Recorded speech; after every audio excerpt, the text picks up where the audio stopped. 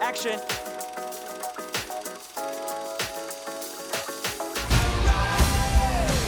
You have our attention.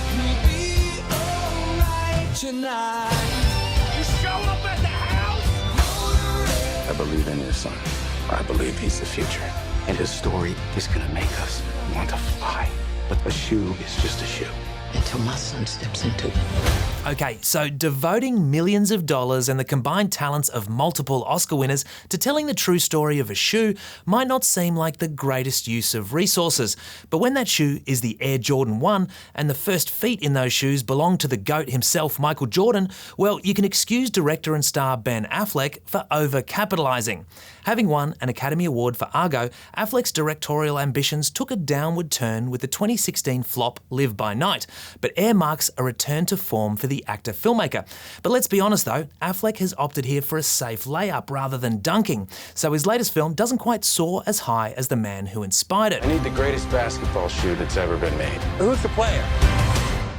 Michael Jordan. And that's partly because Jordan doesn't actually feature in the movie, if you don't count seeing the back of Damien Young's head, who is the young actor cast to play his airness circa 1984.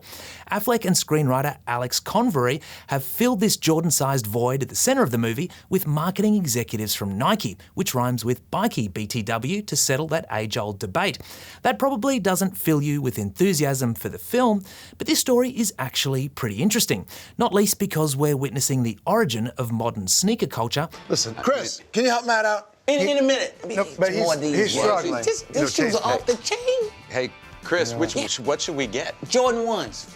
Jordan. That's what the movie's about. Yeah, well, that is. And the launch of a brand that Forbes estimated to be worth north of $15 billion in 2020. This is what I do. I find you players, and I feel it this time.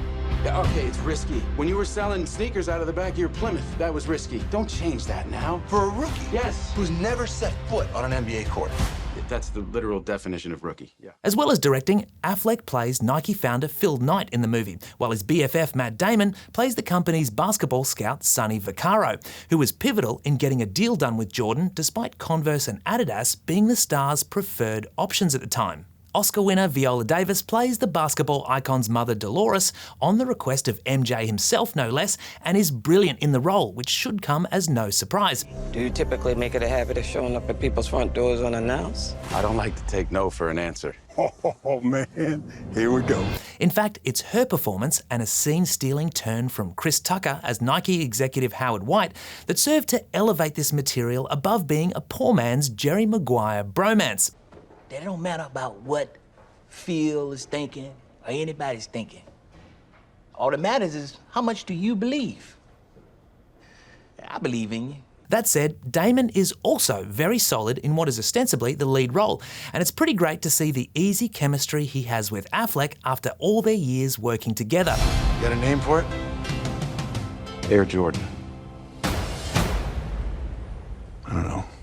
Seriously? On the topic of easy, does anyone make being likeable look easier than Jason Bateman?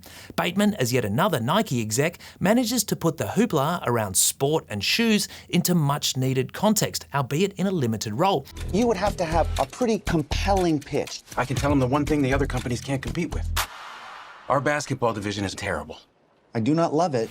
If this film were a basketball player, it'd be more John Stockton than Jordan, but that's nothing to be ashamed of. Air gets 3.5 stars.